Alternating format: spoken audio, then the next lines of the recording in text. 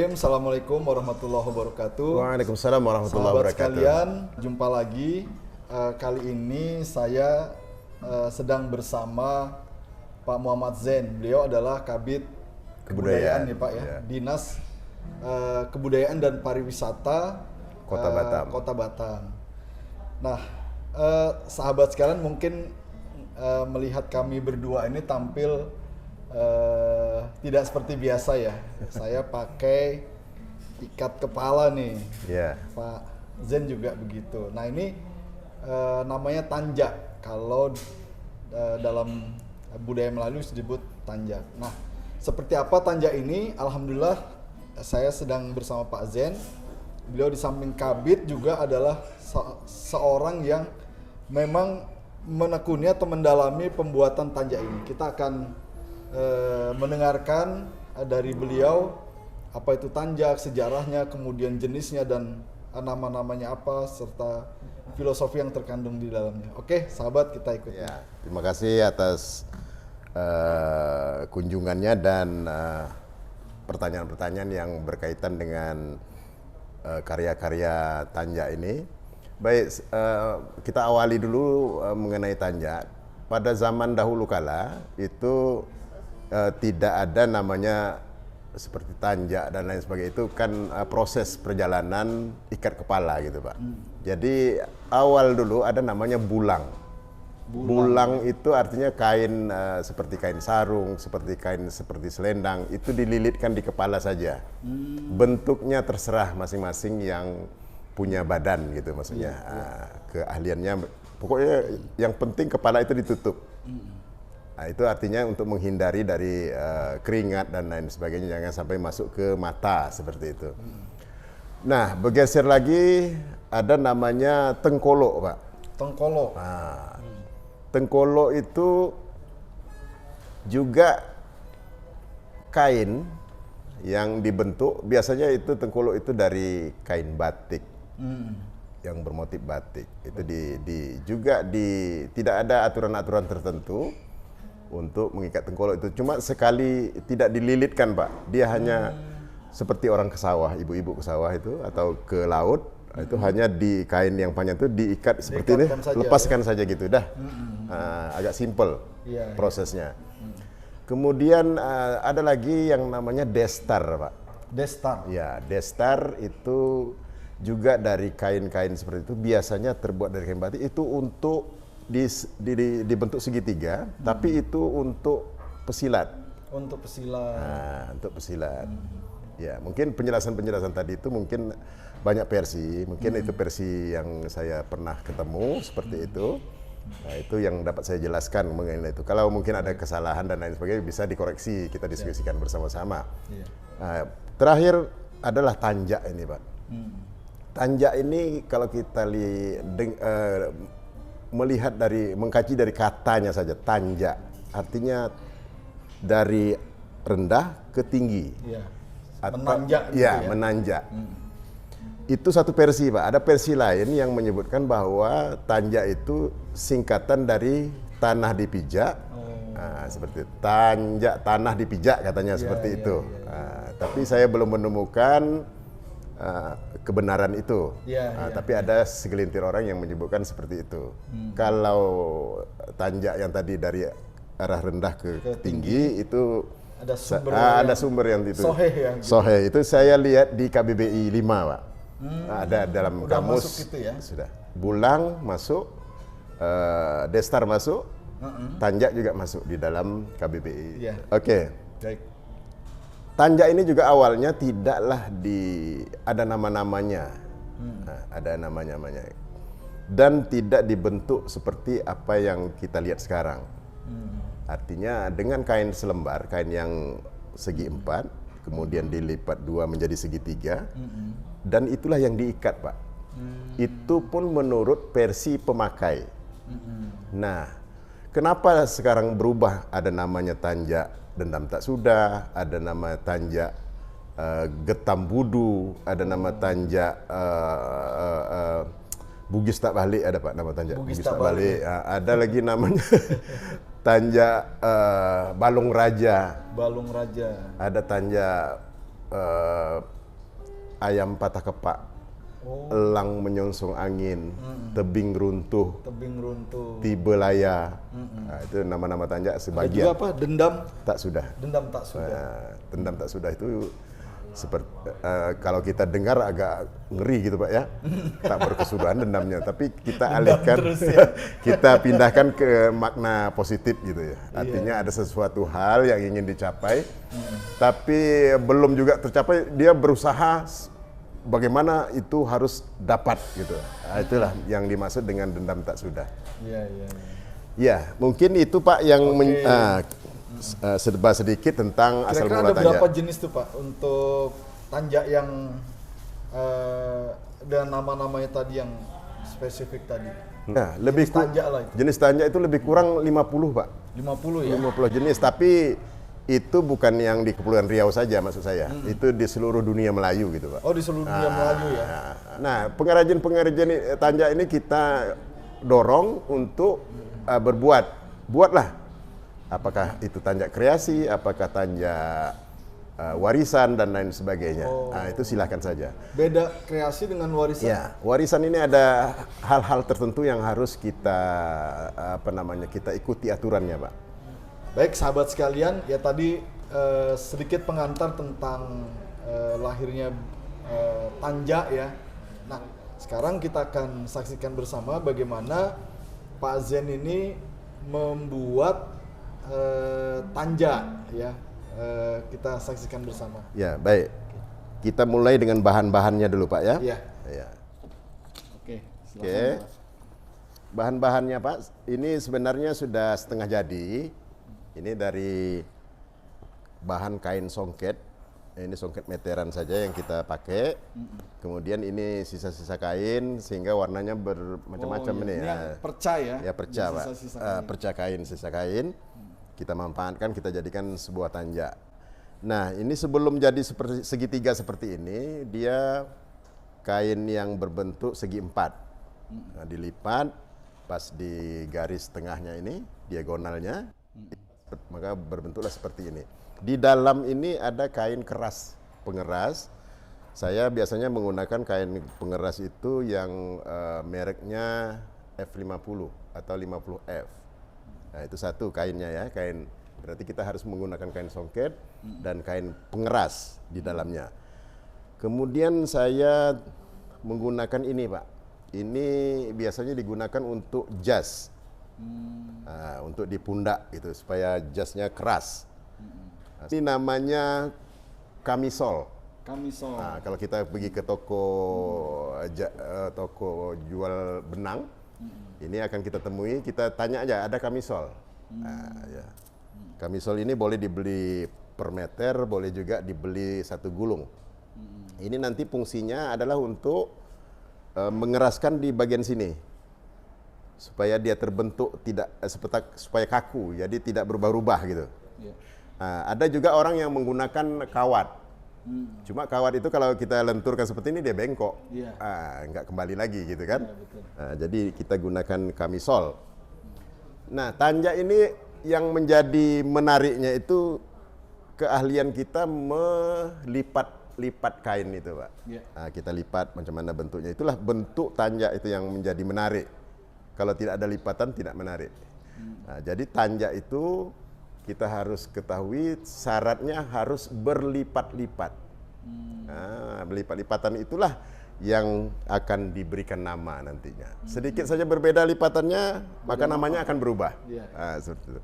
Baik, yang akan kita lipat pertama ini di bagian diagonalnya di sini, bawah. Di bagian bawah ini. Nah, ini akan kita lipat. Ya. Ya. Nah, jadi kalau kita mau menggunakan ininya sebagai lipatan seperti itu, makanya kita mulai melipatnya dari dalam sini. Nah, ini lebarnya lebih kurang 3 jari. 3 jari maksud saya ini 3, disusun seperti itu. Nah, lebih kurang saja, Pak. Lebih kurang. Ya. Jadi kita lipat. Ini lipatan pertama.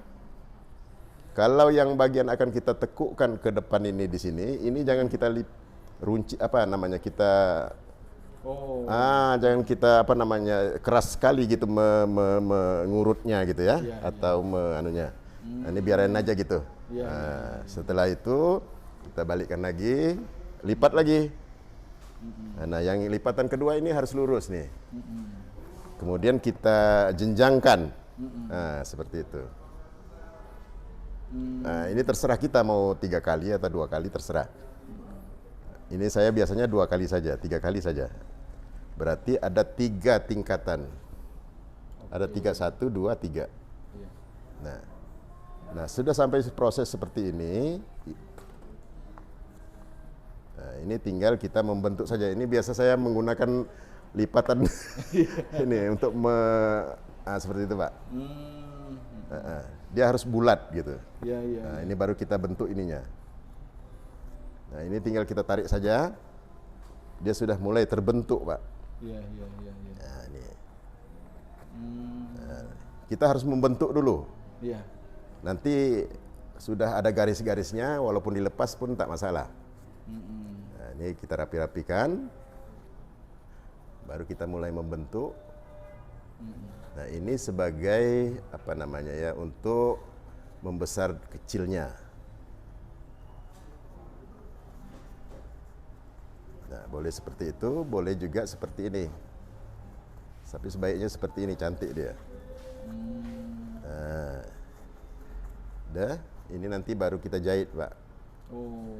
Nah, nanti ini untuk membesar, mengecilnya. Ukurannya ya. Iya, soalnya kepalanya kan tak tahu kita ukurannya. Jadi indah sekali jadinya. Ya, ini belum sempurna betul. Kita jadikan yang ini bagian sini supaya dia lebih nampak bentuknya. Ini kita lipat lagi, Pak. Mau lipat ke dalam pun juga boleh. Nah, seperti itu. Nah, ini dia sudah nampak ininya. Ya. Keren. Nah, ini sesudah ini sudah terbentuk seperti ini boleh kita lepaskan aja, Pak. Karena yang kedua kita menggunakan kamisol ini. Oh gitu. Nah, kalau ini tadi belum ada kamisolnya. Belum. Kita hanya membentuk saja. Iya. Nah, ini kita gunakan kamisol. Tadi kan sampai di sini saja. Ini kan sudah menjadi simpulnya, Pak. Nah, kita ukur. Nah, sampai di sini. Ini kita gunting. Nah, ini kita kesampingkan.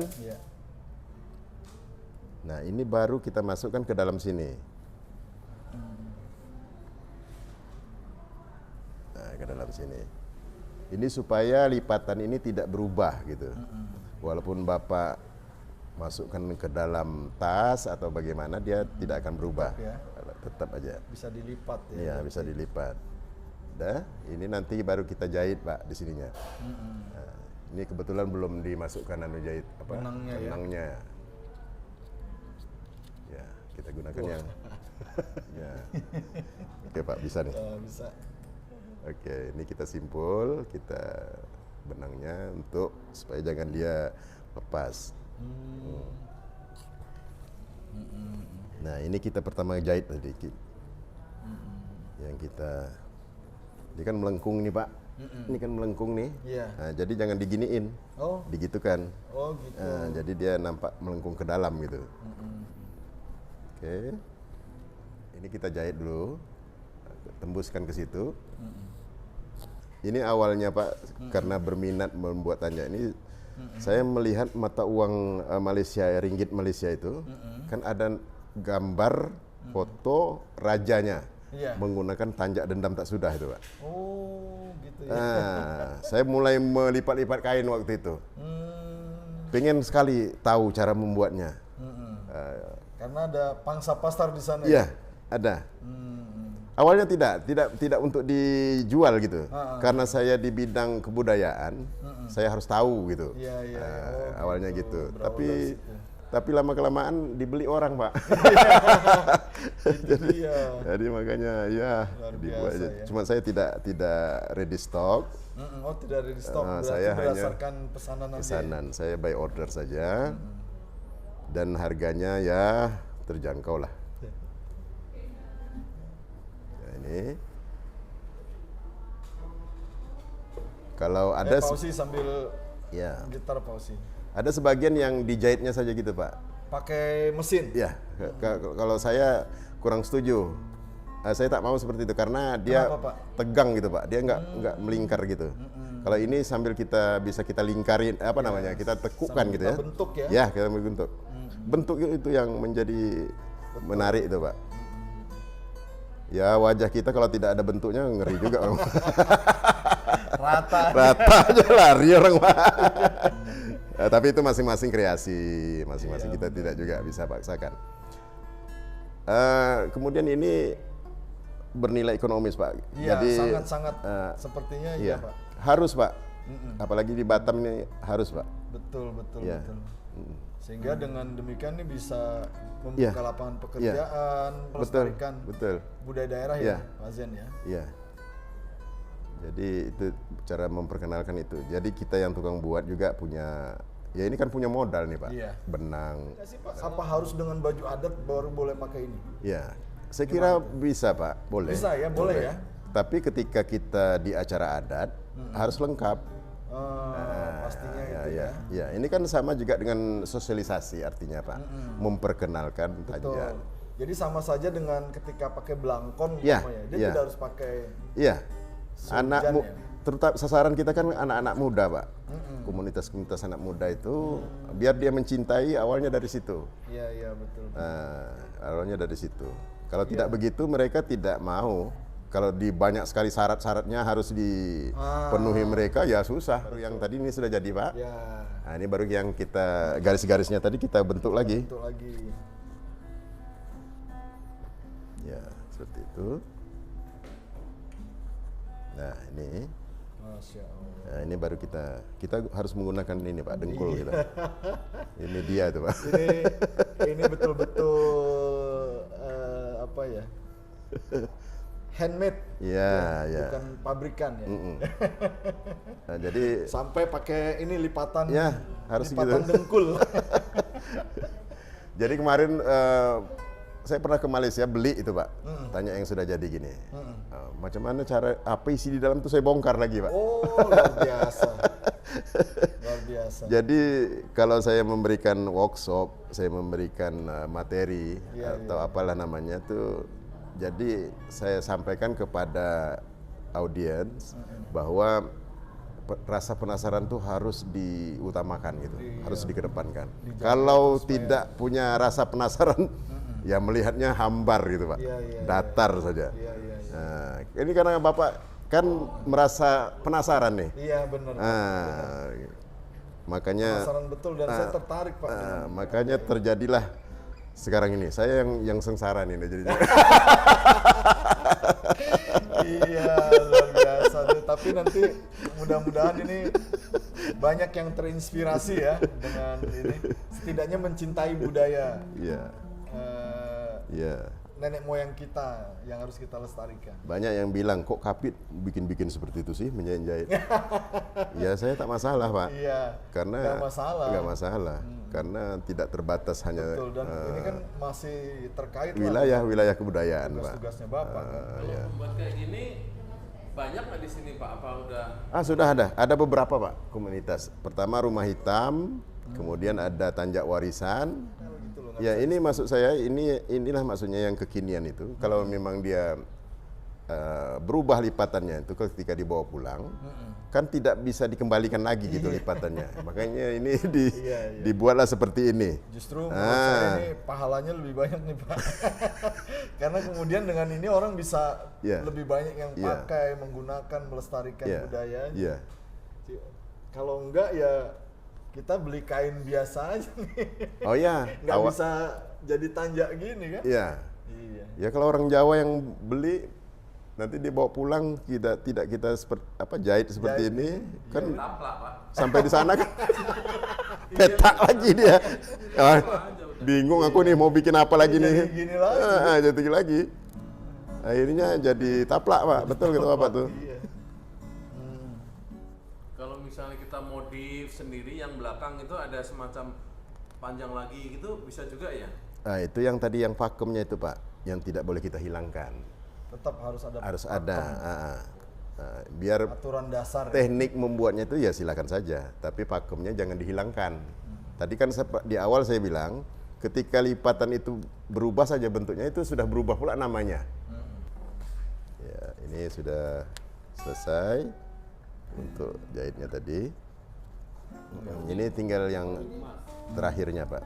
Sebenarnya ini kita harus jahit juga. Cuman ini kan saya memperagakan saja. Nanti setelah selesai ini saya anukan lagi. Jadi kain ini harus kita manfaatkan semuanya supaya dia indah gitu. Nah, sama dengan belangkon dan lain sebagainya. Itu juga lipatan-lipatan itu kan yang menjadi seninya di situ. Oke Pak, ini sudah jadi tapi belum sempurna betul. Nanti kita sempurnakan lagi. Ini jadilah dia janja dendam tak sudah. Alhamdulillah sahabat sekalian, ini luar biasa ya, sudah jadi tanja dendam tak sudah. Ya. Ini karya Pak Zen. Sekarang kita coba pakai ya. Ya. Pak, kalau cara pakainya itu gimana? Jadi cara pakainya, Bapak harus melihat yang ininya. Ininya ya? Nah, ini harus berada di telinga sebelah kiri, sejajar. Sebelah kiri? Ya. Sini? Karena ini kan kiri kan? Ini kanan. Kanan. Ini kebetulan kanan, ini untuk yang raja-raja tadi Pak. Oh, yang raja-raja sebelah yang kanan. Sebelah kanan ya? Ya, ini sebelah kiri untuk orang biasa. Oh gitu. Nah kalau itu tadi, jadi ini gini ya? sebelah Ini kanan ada nih, di sebelah telinga kanan. sebelah kanan sejajar. Sejajar. Kira-kira gini ya? Ya, seperti itu.